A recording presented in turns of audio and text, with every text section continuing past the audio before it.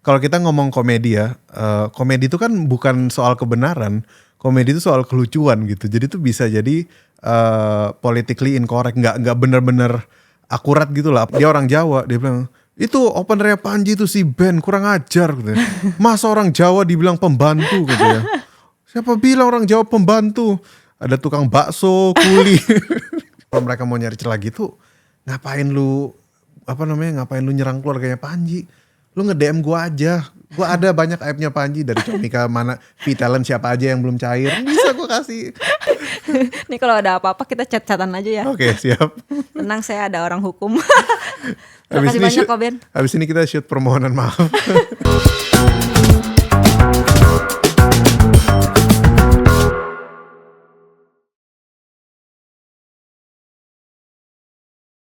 Halo, balik lagi di rumah kamu. Hari ini temen ngopi kedatangan komik yang jadi openernya Mensreya yang lagi diomongin. Please welcome Bang, jangan Bang, Ko Ben Danio. Makasih Ko udah mau datang. Terima kasih sudah diundang Mega. Apa Senior kabar, Kaptang. Senior. Ya. Wakil ketua sekarang. Wakil ketua. Ya, apa kabar Ko? Baik. Mega. Gimana perasaannya setelah ramai-ramai viral Netflixnya Mensreya dan jadi openernya? Ya pastinya senang dong. Kalau kamu gimana? Kamu juga viral kan? Iya, video 2024 viral lagi tahu-tahu. Ya nggak nyangka bahwa ini, nggak tahu ya viralnya ini apakah orang nonton Netflix, apakah mereka minjem akun Netflix adiknya atau dia nonton dari cuplikan TikTok. Jadi tapi gimana pun juga sebenarnya kan platform OTT itu dibuat untuk ngelawan bajakan. Jadi kan meskipun ada klipnya bertebaran, orang kan akan tetap yang benar-benar mendukung karya, benar-benar mau tontonan berkualitas, pasti kan akan tetap subscribe gitu. Betul. Pasti bakal langganan sih. Iya pasti bakal langganan, gak masalah. Ikut kena imbasnya nggak, Koben? Dengan rame-rame huru hara. Kena imbasnya sih belum. Jadi pertama, Panji kan kasusnya soal ini ya. Pertama itu kan sebelum NU. Rame sama NU kan, NU dan Muhammad. Karena kan Panji nyebut NU dan Muhammadiyah, konsesi tambang tuh politik balas budi. Nah terus mulai ada somasi pertama. Gua nge-WhatsApp Beler, Ler ini gimana Ler? Bang Beler tuh opener juga. Opener juga, iya. Gua nge-WhatsApp, Ler gimana nih Ler? Kita kira-kira bisa keseret gak? Ler bilang, udah Ben, kalaupun keseret hadapin aja gini-gini. Udah, kayaknya Beler kan cukup bijak ya, dan dia kalem gitu, ya udah. Setelah udah tenang, besoknya tiba-tiba penistaan agama. Terus gue telepon, terus tuh Beler yang hubungin gue. Ya kan sekarang kan lagi dalam proses penistaan agama, bener gak ini? Ada yang materinya soal jangan pilih pemimpin berdasarkan sholatnya doang gitu. Oh itu. Yang itu. Nah terus sebenarnya kan itu bukan cuma sholat deh. Itu kalau misalnya diganti ke Kristen gitu. Gereja. Karena dia rajin ke gereja kan juga sama aja sebenarnya. Jadi pas kejadian itu sekarang Beler yang WhatsApp duluan. Apa? Ben, ini pasal penistaan agama serius lu, dan dikasih artikelnya. Waduh, penistaan agama. Gue telepon lah Beler, Ler ini gimana Ler? Kalau sampai kenapa-napa, lu ada backup plan gak? Dan Beler jawab dengan sangat bijak. Ada Ben. Apa tuh Ler? Lu udah ngomong sama lawyer, udah ngomong legal. Ya minta maaf aja. Plannya minta maaf. Nggak salah sih. Oke, bagus. Tapi kalau kayak gitu kita punya hak buat meluruskan gak sih Koben sebenarnya? Meluruskan tuh gimana dulu? Sekarang kan gini, kalau kita ngomong komedi ya, komedi itu kan bukan soal kebenaran, komedi itu soal kelucuan gitu. Jadi tuh bisa jadi politically incorrect, nggak benar-benar akurat gitu lah apa yang kita sampaikan. Aku tuh punya jokes tahun 2015 kayaknya, orang muda adalah generasi penerus bangsa, orang Cina itu generasi penerus toko. Nah itu kan stereotype yang sangat mudah dipatahkan. Enggak kok, banyak orang Cina yang usaha sendiri, yang gak dikasih toko. Ya iya, kalau mau dibikin argumennya, pasti akan ketemu salahnya. Pasti, karena itu komedi. Kita bukan berusaha menjadi moral kompas. Kita berusaha jadi lucu, bukan berusaha menggurui gitu. Cuman kan memang kalau dari perspektifnya Panji, stance-nya adalah, positioning berdirinya Panji adalah dia pingin tuh ngasih edukasi, ngasih ngungkapin unek-unek dan keresahannya dia bahwa dalam konteks komedi secara luas dia tuh ngerangkum berita-berita yang rame dalam 2 tahun terakhir itu kan, yang konsesi tambang, yang polisi kerjasama soal itu, terus apalagi, pokoknya banyak kan yang dia rangkum gitu. Dan orang tuh mikirnya, oh Panji lagi mengkritik ini nih, lagi mengkritik instansi dan pemerintah. Bukan, Panji itu cuma ngerangkum berita yang udah ada gitu. Kayak lu googling sendiri juga ketemu. Panji itu lagi ngekritik kita yang lagi ngevote, kita yang nggak tahu pas ada pemilihan daerah, nggak tahu ini siapa tapi asal coblos aja. Itu yang lagi dikritik. Lu adalah target kritiknya Panji gitu. Kita masyarakat yang lagi dibuka matanya kan. Iya kan, Panji juga udah lama bilang bahwa masuk di politik tuh kayak masuk septic tank gitu. Jadi di dalam tuh udah nggak bisa dirubah. Kayak orang baik masuk sistemnya bermasalah pasti akan rusak juga gitu. Jadi mesti orang yang lagi di luar yang diperbaikin. Itu kan argumennya Panji kayak gitu. Banyak juga yang bilang kan, ya, stand up aja dong, tapi yang cerdas, yang bijak, yang sopan, jangan body shaming gitu-gitu kan. Itu menurut pendapat Koben gimana? Nah itu kan, gue tuh baru nonton TV One. Sama, lu tahu nggak yang ada Jupri juga diundang tuh? Oh iya, aku nonton klip-klipnya dikit, belum nonton full. Nah, jadi Jupri tuh lagi debat sama ibu-ibu yang bilang katanya Panji tuh nggak elegan waktu dia body shaming itu, waktu body shaming Gibran bukan sih, yang matanya ngantuk itu kan? Iya. Sama apalagi, nah tapi kan gini, kalau lu lihat komentarnya yang respon orang terhadap mensreya itu kan sangat-sangat varian. Ada yang sebel sama konsesi tambang, ada yang sebel sama salah tangkep, ada yang sebel sama body shaming, ada yang sebel sama Panji ngomong kata-kata kasar gitu. Bahkan dari lagu intronya kan kayak, itu gua aja nggak tahu lagu intronya kayak gitu, hanya Nah, jadi sebenarnya lu boleh tersinggung, boleh banget. Menurutku nggak ada stand up comedian di dunia yang bisa melarang orang tersinggung. Yang jadi masalah adalah kalau lu tersinggung terus langkah berikutnya lu lempar sepatu, lu ngadu ke polisi, ke langkah hukum. Nah itu yang jadi masalah gitu. Lu ngajak berantem, mau lu tonjok orang, itu yang salah. Karena kan kayak kita bikin orang ketawa sama tersinggung itu kan sama, Mac. Kayak kita kan ketawa karena kaget gitu. Oh ternyata dia arahnya ke situ. Oh tersinggung, oh dia kayak gini. Tapi kalau ketawa ya udah, kita ketawa, lupakan. Tersinggung sebenarnya bisa treatmentnya gitu aja. Gue sebel tapi ya udah cuekin aja. Ntar ada jokes lain lagi. Karena gue dulu lu nonton ini nggak, turnya Coki yang Maaf Bebas, ya. Belum Maaf Saya sempat. Bebas. Nah gue tuh dulu nonton Coki, Maaf Saya Bebas. Jadi itu kan tur terbesarnya Coki tuh 3.000 penonton. Gue tuh duduk di atas, di belakang gue itu ada orang yang ngobrol sama temennya atau siapanya, belum pernah nonton stand up. Show pertamanya Coki Pardede. Kayak lu makan ayam geprek langsung level 12 gitu kan. Nah itu gue tuh denger bahwa dia tuh gak suka sama jokesnya Coki ya pas di depan. Coki ada jokesnya yang memang agak serem lah. Di soal agama cukup serem. Dia sebel gitu, ini apaan sih? Dia sebel gitu. Terus kayak biasanya kan kalau orang nonton film, dia gak suka filmnya, dia walk out gitu dari bioskop. Ini enggak, dia tetap duduk, tetap dengerin gitu. Dia tetap dengerin. Terus si Coki ngejokes lagi yang lain-lain lagi, soal dia ditangkap lah, soal ininya dia, soal hidupnya dia, karirnya dia, soal pertemanannya dia sama tretan muslim, berantem lah. Terus ini orang yang di belakang sebel tadi tuh ketawa-ketawa sampai selesai acara. Berarti kan lu bisa menyikapi ketersinggungan tuh seperti itu. Kalau lu suka, lu ketawa, kalau enggak diem, mingkem, sesimpel itu. Daripada lu komen, ini stand up-nya Panji gak lucu, sama lu mingkem, itu lebih tinggi effortnya lu ngetik loh gitu. Iya. Dan komedi juga kan soal selera juga ya. Iya, soal selera. Makanya biasanya special show itu yang beli tiket yang pasti pengen nonton kan.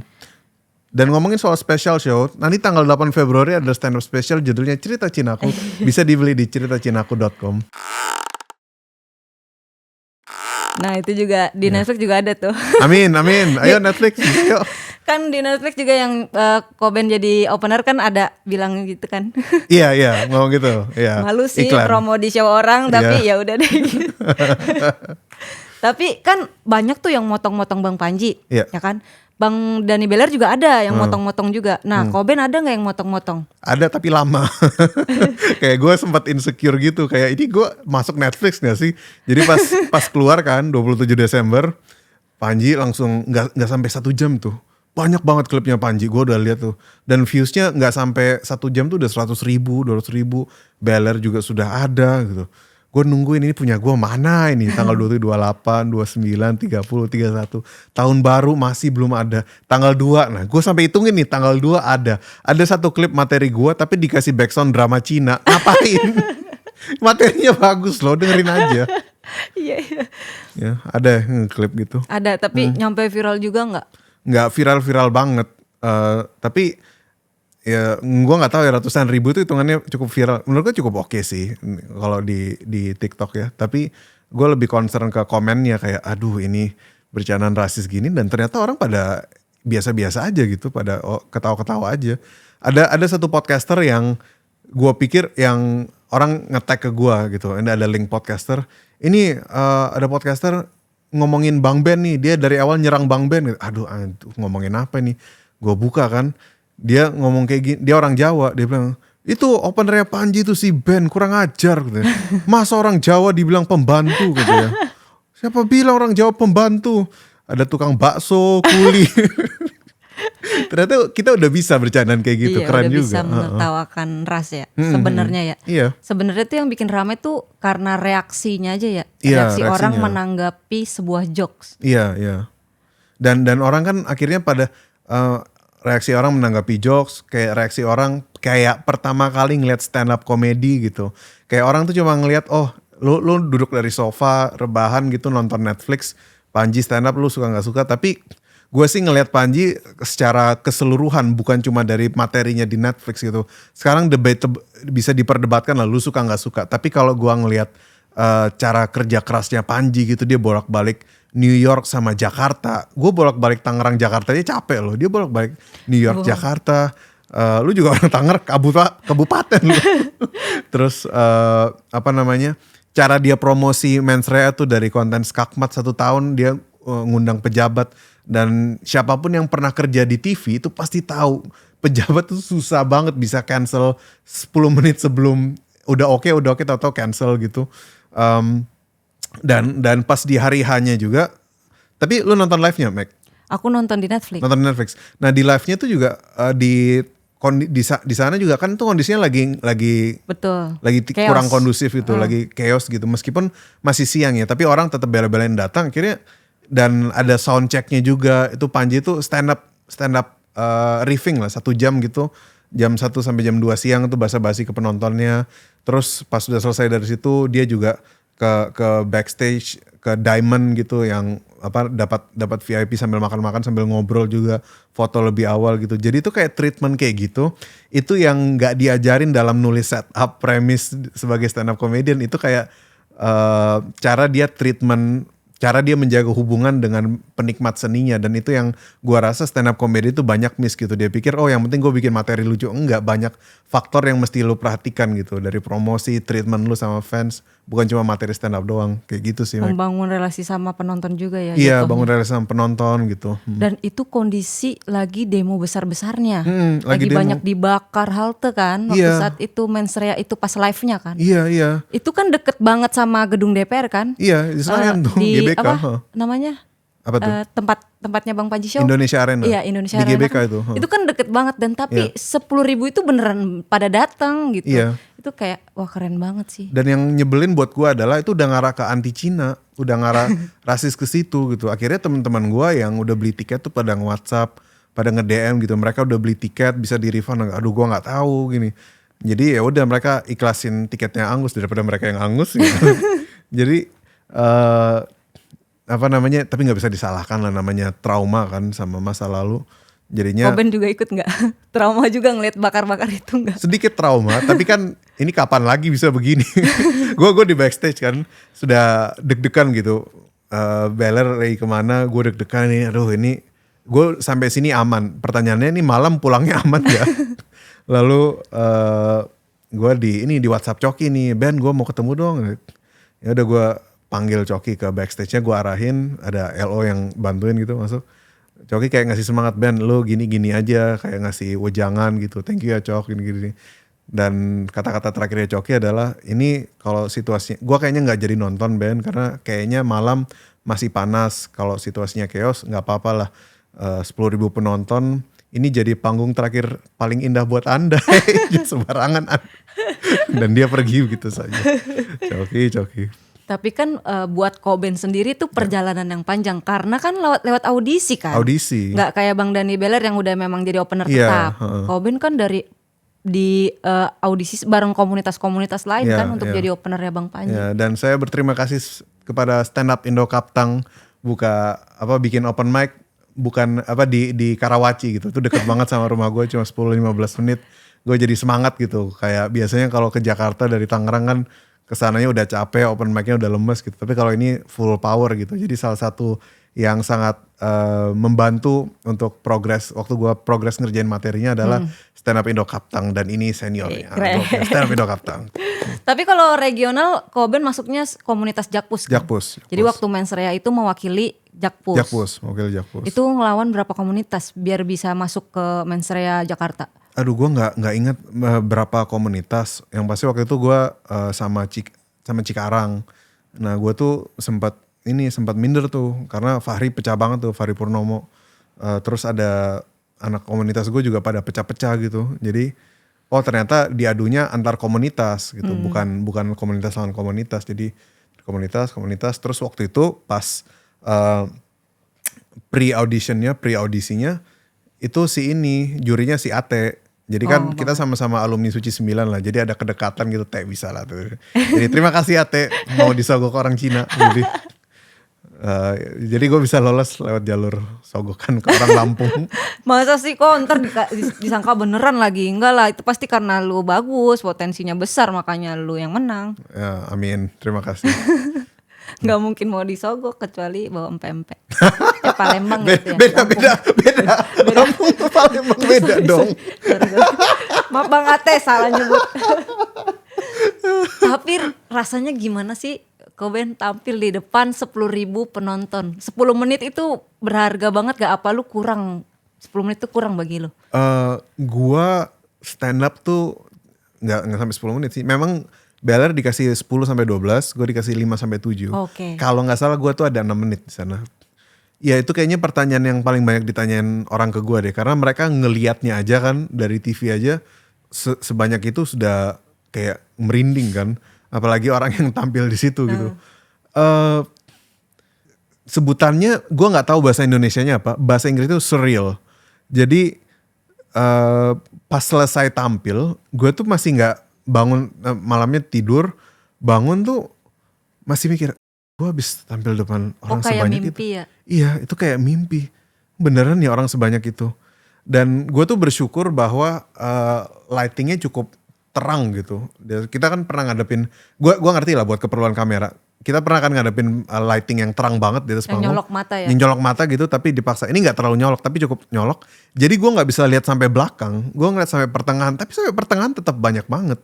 Dan setahu gue, ini mungkin bisa konfirmasi ke anak-anak Comika, mereka yang lebih tahu, itu lebih dari 10.000 sebenarnya. Karena Indonesia Arena itu kan lapangan basket. Jadi di bawahnya itu, ini sudah berapa ribu, ada 3 tingkat sini, 1, 2, 3 paling atas.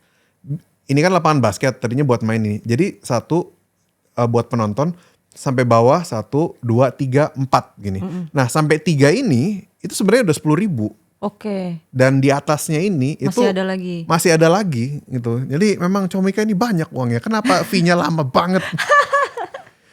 Tolonglah. Iya. Belum turun. Bang Panji, bukan ke Bang Panji ya kalau lapar gitu-gitu ya? Ya, entahlah ke siapa. Tapi Gimana? Bang Panji langsung pergi ke New York ya? Iya, langsung bawa kabar. Enggak, dia nggak ke New York, ke Jepang kalau nggak salah. Oh iya. Liburan kalau nggak salah. Lagi rame-rame di sini. Iya, dia lagi anteng-anteng, kita yang pusing. Banyak juga yang lapor ke perdata gitu kan, ke hukum, terus flash Flash disk. disk, ya, Itu disita isinya tuh. potongan-potongan Netflix lah, itu juga karya orang. Kagak bisa dong harusnya, ya Iya, kan. iya, iya. Karya orang kan itu kan punya hak cipta ya, kalau kita berkarya di TV ataupun di mana kita punya hak cipta tuh. Itu kalau dijadiin barang bukti harusnya nggak bisa. Harusnya nggak bisa ya. Harusnya Gue nggak nggak ngerti secara hukum, tapi kalau gue ngelihatnya dari perspektif polisi, mereka perlu pegangan barang bukti. Jadi dan itu kan namanya barang bukti, jadi harus ada barangnya dulu gitu. Iya. Menurut gue kayak gitu. Kalaupun bisa dia harus ada izin dulu sama Iya, Netflix-nya harus ada atau sama Bang Panjinya, baru itu bisa legal. Iya, Si iya, flash disk ini, aku dikit-dikit tahu soalnya anak hukum. Gokil. Dikit-dikit Gokil, tahu. anak Soalnya- panghukum. Iya. Oke. Anak panghukum. Terus karena ada yang motong-motong juga videoku Bang Koben. Yang zaman 2024 yang roasting Bang Panji Roasting di Gamila Tata itu ya? Politik, Iya, iya, iya. dipotong-potong lagi dinaikin di 2026.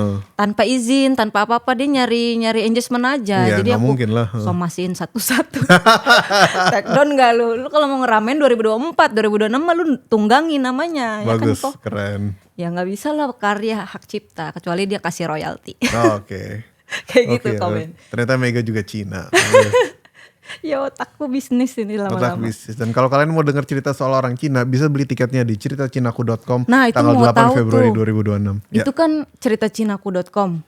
Itu berarti Koben mau ngebahas orang Cina aja di situ. Enggak. Jadi, nah justru gini, gue tuh sebenarnya orang yang ngerasa nggak punya identitas Cina banget. Jadi dulu pernah, Ah, udah sipit kok. iya cuma cuma ini doang gitu. Jadi dulu pernah podcast sama Bari sama Erwin. Ditanya, Ben, apa yang paling Cina dari lu? Itu ngeblank, gue nggak bisa jawab gitu. Gue nggak punya nama Cina, gue nggak ngerayain Imlek, Punya toko. nggak punya toko. Kayak Cina Benteng, bedanya cerah. Nah, Bedanya cerah. jadi kayak apa yang paling Cina dari gue cuma bisa, ini doang yang Cina, nggak ada lagi yang lain gitu. Jadi itu sebenarnya makanya gue tuh stand up, karena krisis identitas. Karena gue pingin cari, kira-kira orang mau nggak ya dengar perspektif orang Cina gini, kalau perspektif orang bitter begini tuh orang mau denger nggak ya, dan pelan-pelan orang mau. Nah, cerita Cinaku itu ada 4 cerita sebenarnya, cuma dibagi 4 cerita, dan itu udah gue teaser di posternya. Jadi cerita jadi orang Cina, gue pakai baju guru karena cerita gue jadi mantan guru, gue cerita sebagai berkarir stand up, dan terakhir tuh gue pakai belangkon meskipun pakainya salah, cerita orang Jawa, yaitu cerita istri gue gitu. Oh, Cina yang menikah dengan orang Jawa. Betul. Iya. Itu kapan cerita Cinaku? Cerita acaranya? Acaranya. 8 Februari 8 2026. Februari. Tiketnya udah bisa dibeli Bisa dibeli di ceritacinaku.com. atau di bionya Koben dan Nio ada. Langsung ke websitenya aja biar langsung. Berapa bayar. harga tiketnya kok? Harga tiketnya 250.000. Tapi sebelum lu beli tiketnya, lu wajib nonton Netflix yang bagian Koben dulu dah. Pasti lu langsung tertarik beli, gue mau beli gitu. Ya, dan di situ gue udah iklan sebenarnya. Iya. Udah iklan. Aji mumpung lah. Momen lah 10.000 ya Ya kan. tapi ya itu kan orang udah beli, misalnya dia udah nonton dari 2025 dari tahun lalu sampai sekarang terus show-nya selesai. Nanti kalau ada yang nonton 2027 nggak tahu ya ntar beli tiket. Ini dia mau bikin spesial, gue kan nggak bilang tanggal. Tapi akan sevulgar kayak yang di Mensreya nggak kan? Kalau di Mensreya kan itu kan bener-bener kayak orang Cina yang nikah sama orang Jawa, terus lahir anaknya dimirip-miripin, terus kejadian 98 gitu-gitu kan lu bahas tuh dikit-dikit. Itu bakal sevulgar itu nggak? Gue nggak bahas 98 sih. Emang iya? Gue nggak bahas 98 karena gue ngerasa nggak punya knowledge yang baik soal itu. Tapi gue nggak tahu kalau dibilang apakah itu vulgar. Karena gini Mac, gue tuh selalu bingung sama definisi apa yang boleh nggak boleh diomongin. Kayak misalnya lu bilang nggak boleh stand up di TV gitu, nggak boleh sara gitu Yeah. kan. Tapi kenyataannya kalau lihat Suci dari season kapan, semua orang kan ngomongin suku dan agamanya sendiri. Ngomongin jadi anak pesantren, Dani Beller ngomongin jadi anak pesantren. Madrasah. Anak madrasah. Ada yang ngomongin suku orang Timur, ada yang orang Betawi, ada orang Cina, semuanya kan ngomongin sukunya sendiri. Jadi itu sebenarnya sesuatu yang tidak terelakkan. Dan buktinya adalah waktu di klip-klip, gue tuh sedikit banyak bersyukur waktu di klip sana sini, gue tuh ngeliat responnya, oh ternyata banyak yang suka bercandaan kayak gini karena ini real gitu. Ini real, ini cuma bercandain stereotip, akhirnya kayak sebutannya tuh pendulumnya balik lagi. Jadi ini ada masanya kita balik bercandaan begini lagi tuh bisa gitu, dan dengan was-was, dengan knowledge yang lebih baik gitu. Kayak lu inget nggak bercandaan zaman dulu soal Pak Haji sama Pak Pendeta jalan bareng? Jadi dulu kan ada jokes jokes kayak gitu tuh. Ini gue denger jokes ini waktu masih SD dan gue masih ingat. Pak Haji sama pendeta jalan bareng. Pak pendeta kakinya kesleo gitu, nggak bisa jalan. Pak Haji berbaik hati, sini Pak pendeta saya gendong. Gendong terus Pak pendetanya sombong. Lihat nih, saya pendeta tapi bisa naik haji. Nah, terus Pak Hajinya sebel gitu kayak ada selokan dilempar nih. Saya juga bisa baptis orang Kristen dan dilempar pendetanya. Dan itu kan kayak bercandaan kayak gitu tuh 30 tahun lalu biasa aja gitu. Dan sekarang kayak kita yang mensensor diri sendiri, tiba-tiba sekarang diekspos lagi sama Netflix dan clipper-clipper TikTok itu yang termasuk yang ngeklip lu. Tapi pas lu somasi di take down gak? Di take down. Gokil, keren. Harusnya gue belajar dari lu nih. Gue juga bisa mestinya. Bisa. Maksudnya lu di somasi itu kan mereka pakai untuk konteksnya mereka ya, untuk Iya. keperluan agendanya mereka gitu. Gue di klip dikasih background drama Cina kayak materinya bagus, lu gak usah kasih background. Bener-bener gak ada suara lunya. Iya ada suara gua tapi dikasih background yang drama Cina gitu, kayak ntar ada plot twistnya ternyata dia CEO Zhang gitu. Astaga. Nggak usah. Sayang banget itu, Iya. padahal bagus banget tau kok. Terima kasih Karena Mac. gue juga nonton kan open mic-nya proses lu bikin materi Iya. itu gue nonton dari yang lu masih ragu gue tahu yang Iya. masih ragu. Pas di Netflix gile sangar juga kok bedanya ini. Terima kasih.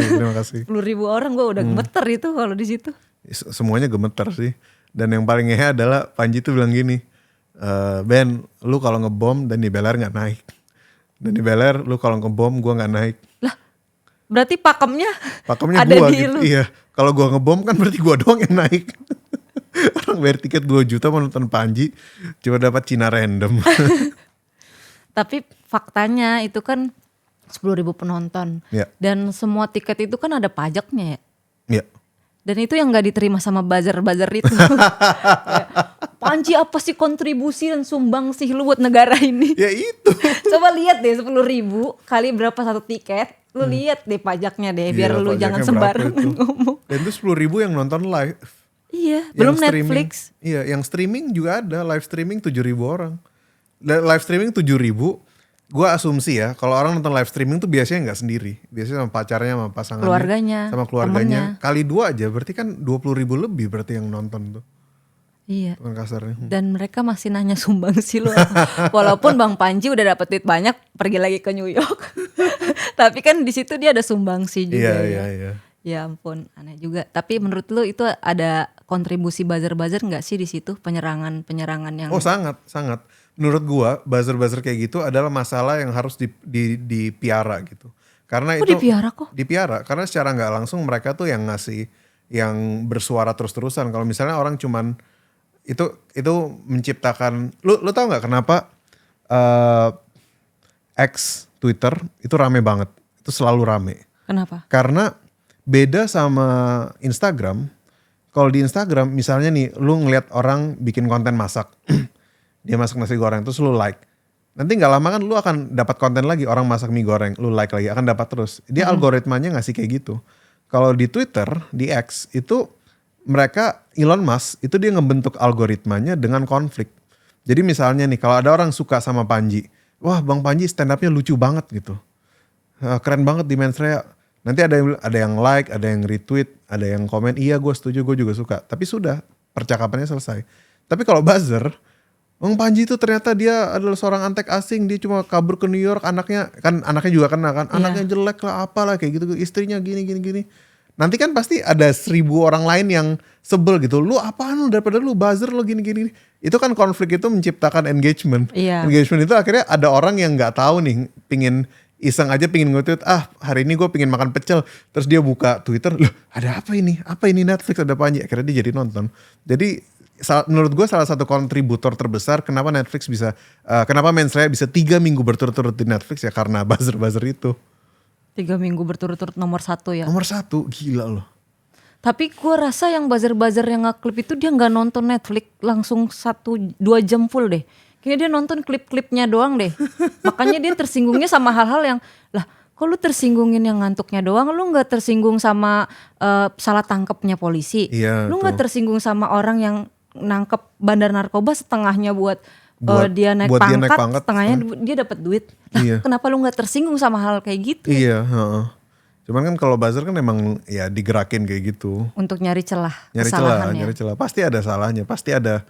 Ya semua orang siapa sih yang nggak punya jejak digital bermasalah? Kita semua pernah lah. Pasti mereka ada aja lah yang nyari celah gitu. Padahal mah kalau mereka mau nyari celah gitu, ngapain lu ngapain lu nyerang keluarganya Panji? Lu nge-DM gua aja. Gua ada banyak aibnya Panji dari Comika mana V-Talent siapa aja yang belum cair. Bisa gua kasih.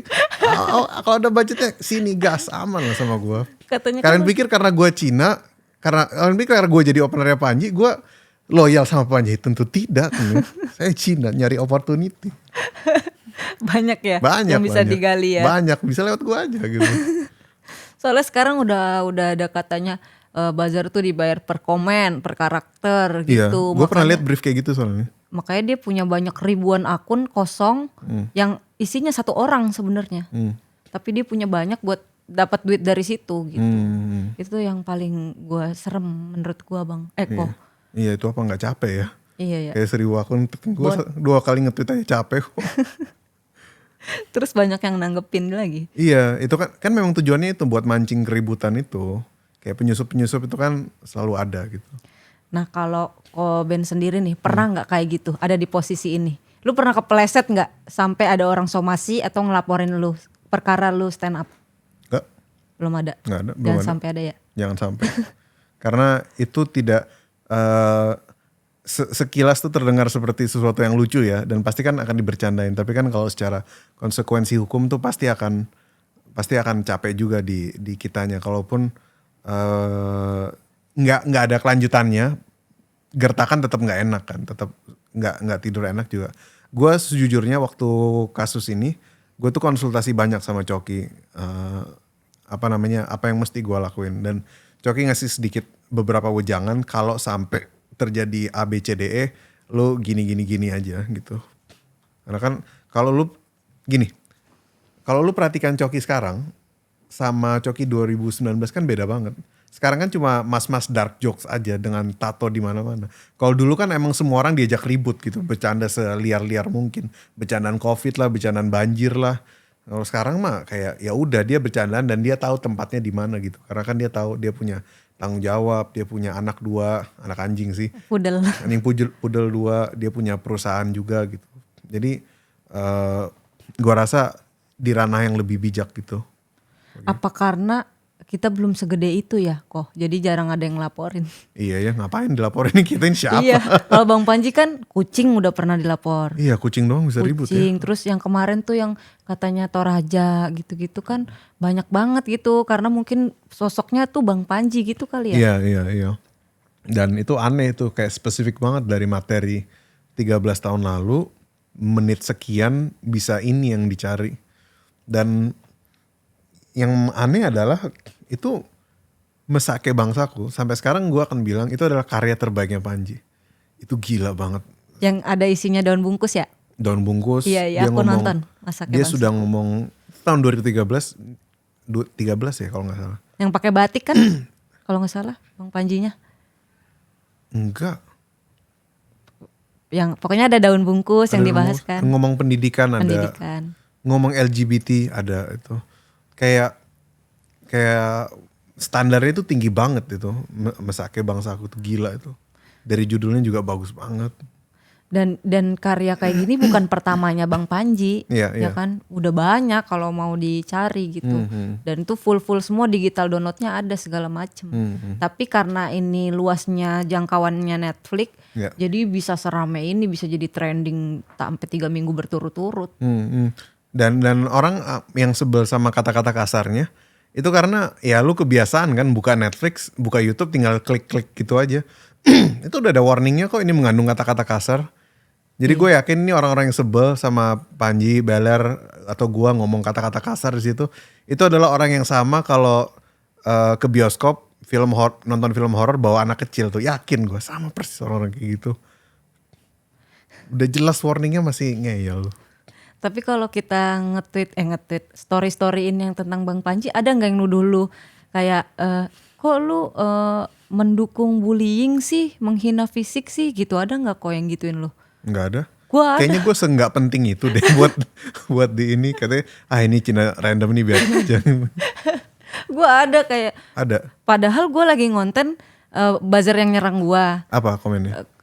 Gue diserang karena gue ngomongin Kabupaten Tangerang, diserang sama buzzer, terus gue ngonten ciri-ciri buzzer tuh gini disangkain orang ini gue lagi ngebelain Bang Panji, padahal beda konteks. Terus dia nuduh-nuduh gue, kok lu mau setuju sama bullying. Gue juga masih belum ngerti yang dibilang mereka bullying tuh yang mana, yang dia impersonate ngantuk. Itu impersonate kan kalau di bahasanya stand up kan, impersonate. memperagakan orang lain itu Iya, impersonate kan. Kok itu dibilang bullying ya? Gue juga belum bisa mencerna itu.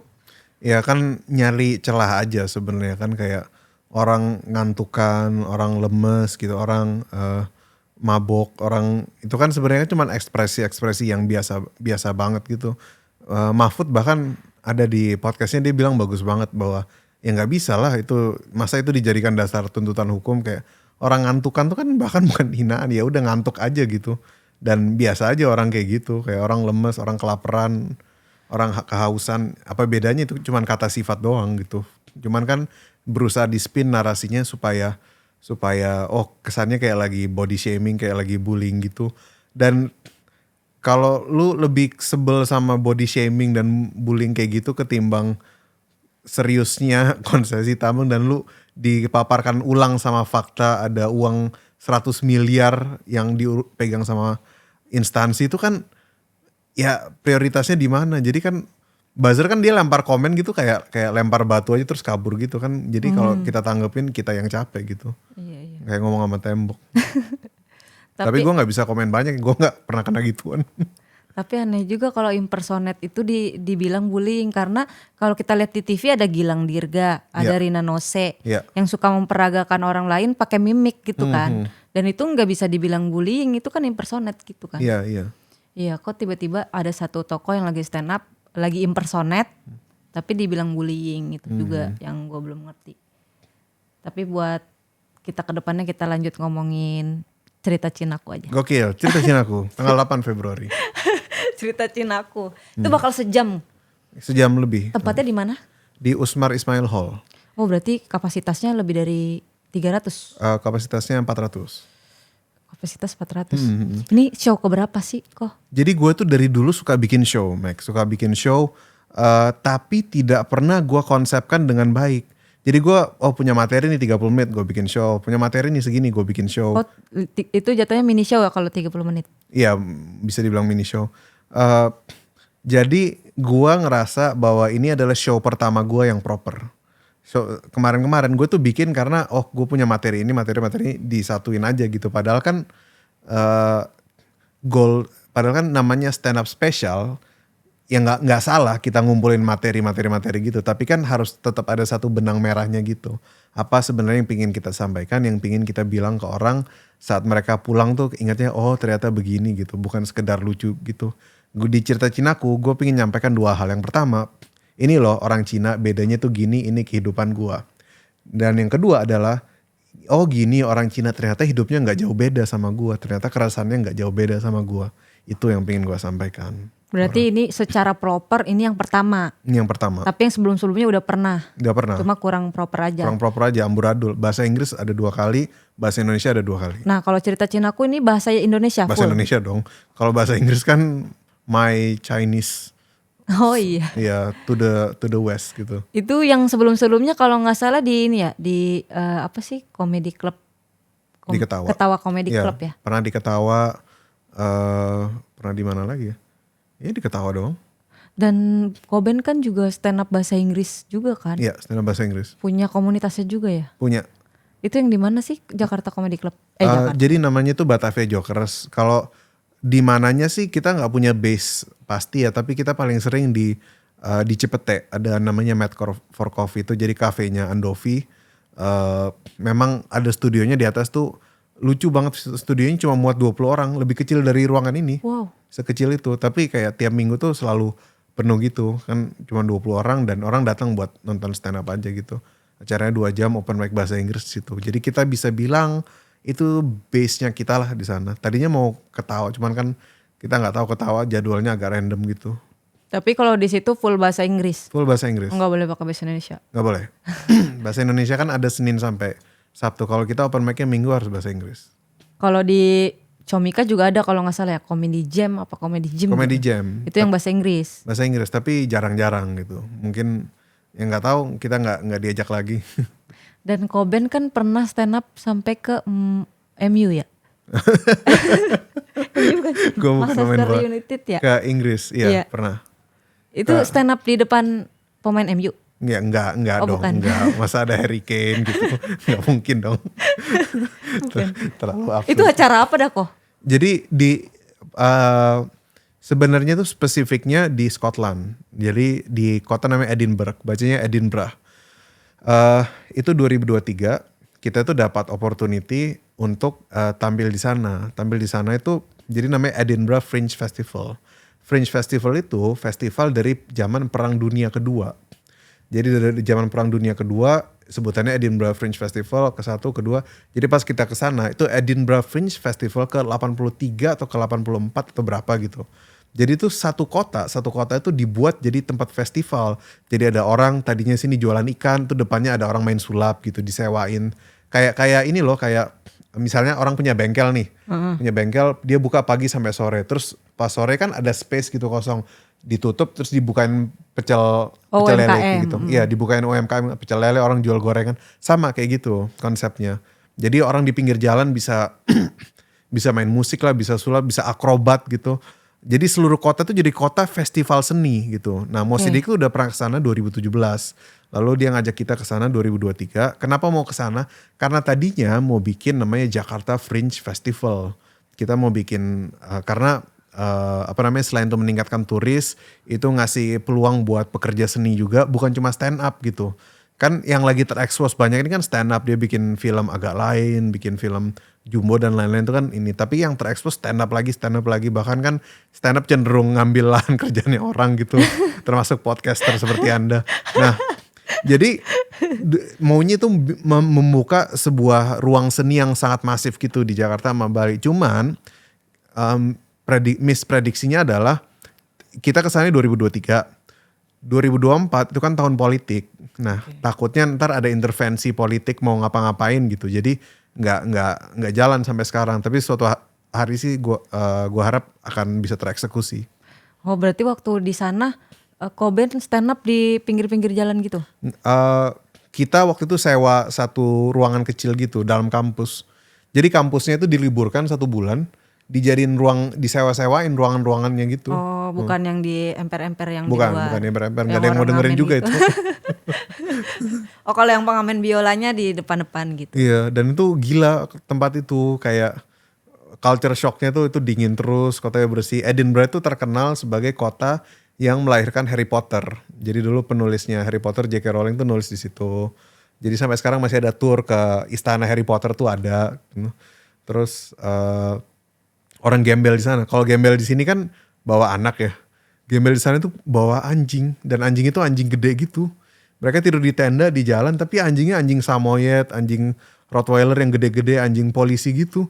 Yang mahal makanannya. Yang mahal-mahal gitu, kayak culture shock itu kayak gitu, kok bisa kayak gitu ya. Nah, tapi gembel tapi punya anjing mahal. Punya anjing mahal, anjing gede kayak gitu buat temenin mereka. Wow. Kalau sini kan kita pakai anak Bayi. Dan itu kan bukan anaknya dia kan. Sewa kan, kadang-kadang. kan bisa disewa sama orang, anjir sewain anak. Atau kalau di sini kan kalau ngamennya bawa anjing Nggak ada yang ngasih. Gak ada yang ngasih. Lagi anjing gede-gede gitu, maaf saya muslim gitu. Sana orang suka anjing soalnya. Sana suka anjing juga. Tapi pengalaman stand up-nya juga luar biasa Koben ini ya. Udah keluar negeri, terus jadi opener Bang Panji. Suci juga kan? Suca berapa? Suci 1 keluar pertama. Suci X. Suci 1X. 1X. Suci COVID. COVID itu berarti 2021. Gautama ya? Oh bukan, Gautama Suci 10. Berarti Suci Ali Akbar. Ali Akbar sama Rio. Rio kan Rio juara. Dumat Ali Tubun. juara 2. Oh Bang Ate, iya Bang Ate. Ate juara 3. Koben sampai 7. 7. Sampai 7. Itu Suci tuh, kamu dulu Suci juga?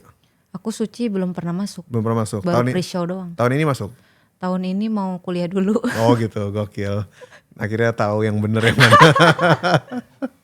Mana yang prioritas Gue ya? tuh seneng banget ngecengin anak-anak yang lagi semangat buat audisi ya. Jadi kalau open mic gitu, sini ada yang mau audisi Suci? Kan komik semua gitu. Yang tepuk tangan cuma 3 orang. Oh ini pada nggak mau audisi, ntar juga ketemu. Oh, ada lu. Mau juga industri. Ya nggak apa-apa sih. Berpengaruh nggak sih stand up comedy kompetisi TV itu buat karir?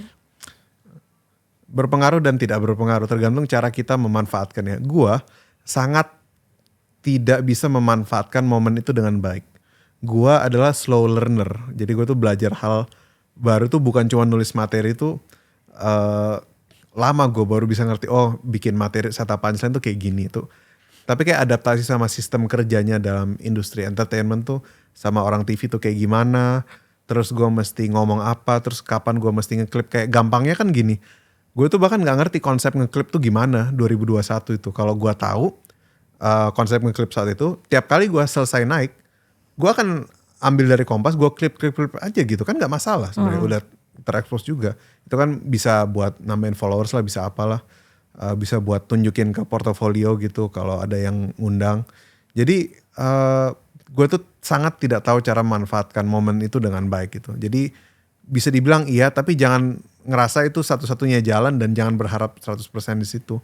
Karena harus ingat ujung-ujungnya itu talent show kayak Indonesian Idol yang gede gitu aja kan lu nggak ingat gitu season 3 keluar 4 besar tuh siapa gitu. Iya, betul. Akhirnya cuman yang benar-benar struggling dan berjuang di situ yang akhirnya jadi kan ujung-ujungnya. Pertarungannya malah di luar kompetisi ya. Gue pernah ngobrol sama Mas Aji, Kunto Aji. Kan orang tahu Kunto Aji itu kan dari lagu Terlalu Lama Sendiri gitu. Tapi nggak banyak yang tahu dia tuh dulu di Indonesian Idol. Terus selesai dari Idol nggak gitu gimana terus pakai sakit-sakitan pakai uang tabungan terakhirnya bikin album, untungnya works itu Terlalu Lama Sendiri dan akhirnya sampai sekarang berkarya terus dan jadi keren gitu. Tapi ada resiko gede banget yang diambil, orang harus ingat itu.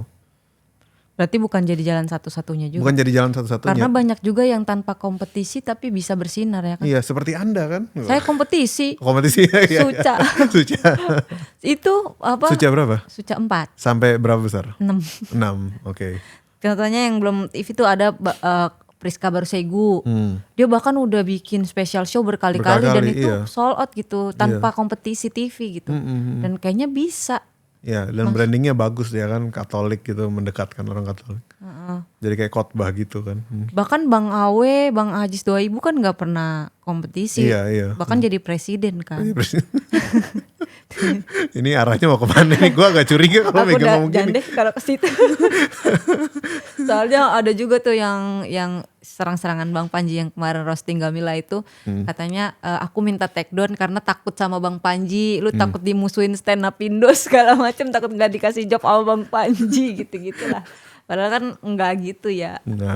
Dan kalau aku nih kok, aku tuh orangnya yang sukanya main satir. Oke. Jadi aku enggak ngerosting target, nyari orang lain buat jadi target. Jadi pas roasting Bang Panji itu sebenarnya kan mau nyindir pemilihan stand up fest itu kan pasti presiden kan. Karena aku nggak berani nyenggol presiden, jadi aku beraninya nyenggol Bang Panji ke Gamila. Jadi seolah-olah aku sebel sama Bang Panji sama Kak Gamila, padahal mau ke situ tuh larinya gitu. Iya, tapi kan itu indahnya stand up comedy dan bagusnya materi lu gitu, bahwa kita politically correct tuh nggak perlu secara akurat by data. Sebenarnya kan yang milih kan si ini presiden juga gitu, bukan Panjinya juga gitu. Jadi kalau mau dikoreksi ini enggak kok bener-bener gini ya.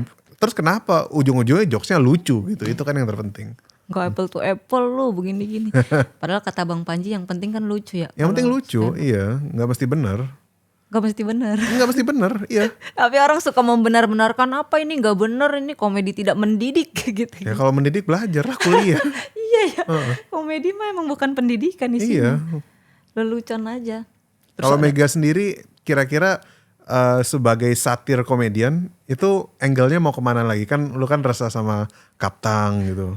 Sistemnya kayak gimana? Gue ada teman yang tinggal di Kaptang. Iya. Dulu komik, sekarang nggak stand up lagi. Namanya Mamdu, tahu nggak? Mamdu Jamaluddin. Nggak tahu? Belum tahu. Mamdu tuh pernah awal-awal materi itu kayak gini. Katanya ngurus anaknya baru lahiran.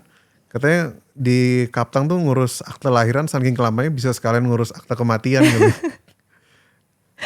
Dan itu kayaknya ada benernya, kayak itu kan satirnya di situ cukup keresahannya yang cukup dalam gitu. Kalau Mega sendiri kira-kira kedepannya mau ngapain sebagai komik yang satir ke Kaptang?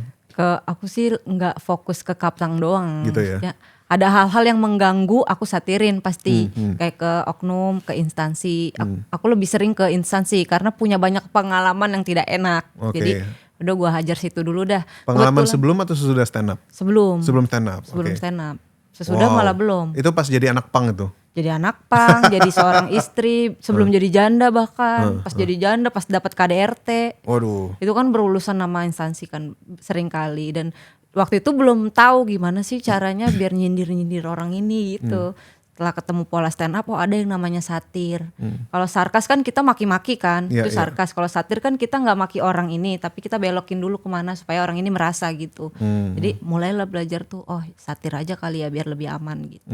Makanya jarang aku tuh dapet teguran apa-apa, jangan sampai sih. Karena pasti mainnya ke situ nyari aman memang. Kalau langsung sarkas kayak DJ Doni, kayak Sherly Anavita kan ada konten-kontennya tuh. Nah itu pasti diincer-incer tuh karena nggak satir, Karena frontal gitu karena ya. frontal sarkas gitu. Ya itu gue kaget tuh di Jedoni tuh dilempar bangkai ayam. Karena gue nggak baca headline-nya kan kenapa, oh ternyata dia kritik. Jadi gue cuma baca judulnya DJ Doni dilempar bangkai ayam rumahnya. Ini orang, ini DJ mainnya sejelek apa ya kayak di klub. Disangkain nggak DJ-nya ya? Jelek dilempar ayam gitu. Padahal dia kritik. Iya karena kritik gitu. Di Molotov malah rumahnya. Woi. Dilemparin, lihat CCTV-nya dilemparin molotov. Nah itu resikonya kalau kritik sarkas Koben. Gitu ya. Kalau satir kita masih bisa mengumpat. Untungnya orang Cina akrab sama pemerintah gitu. Karena ada Pak Ahok. Ada Pak Ahok.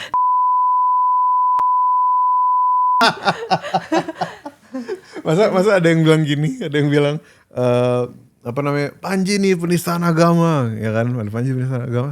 Terus gue penasaran ini ada yang ini nggak ya, ada yang nonton stand up, ini dia nonton stand up gue nggak ya? Terus ada yang komen gini, ya mereka mah biasa nonton klip dari Kepulauan Seribu ya, bukan? Jangan situ dong. Tapi kalau Pak Ahok naik dukung nggak? Emang bisa ya? Nggak tahu. Ya dukung aja. Kalau aku sih pas dia jadi gubernur ya, beliau itu kayak bagus transparansinya. Aku pengen Kaptang tuh kayak gitu, Gokil. punya transparansi pengeluaran APBD-nya kayak gimana. Jadi kita masyarakat bisa ngeklik, bisa tahu dia keluar duitnya kemana gitu. Bukan terlalu cinta sama Pak Ahok enggak. tapi banyak bagusnya Pak Ahok gitu. Oh. Nanti dibilang Agak serem ya. Kayaknya lebih serem di sini daripada Mens Rea. enggak, di sini aman kok. Aman ya, aman. Ini backingan siapa sih? Enggak ada. Nggak. Kita bawa diri sendiri. Nih kalau ada apa-apa kita chat-chatan aja ya. Oke, siap. Tenang, saya ada orang hukum. Habis Makasih ini banyak kok Ben. Habis ini kita shoot permohonan maaf buat sewaktu-waktu. Jangan ya, jangan sampai Ya. amit aja. Ya Allah. Anak gue 3. Mana Koben baru lahir anaknya. Iya. Mudah-mudahan aman ya. Terima kasih banyak Koben. Terima kasih Udah- Mega udah diundang. Ya. Jangan lupa cerita Cinaku di bulan Februari. Silakan beli di ceritacinaku.com. Oke.